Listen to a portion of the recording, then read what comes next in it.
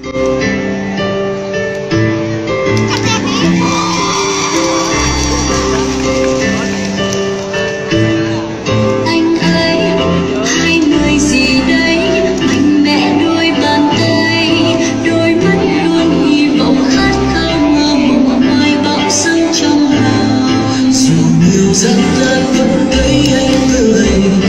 anh cho bao người cùng anh em sát cánh không rời đi tự do một nơi.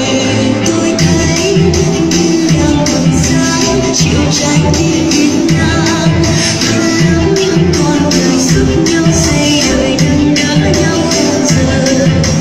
Chuyện thân ta bóng thức bên mà chúng ta vẫn một để quen nhau dẫu có xa lạ tận lòng yêu xa. Việt Nam ta hướng về khát vọng chiến thắng ước mơ giữ trong ánh mắt sớm ngày tình yêu mãi trong tim này. Việt Nam ta hướng về khát vọng chiến thắng tiến lên sông mưa sông nắng đi về cùng nhau nắm tay mãi đêm. Tôi cũng ước mơ nhiều lắm giờ lớn sau nhiều năm thôi thúc khiến tôi càng muốn chứng minh rằng khao khát tôi ai bằng.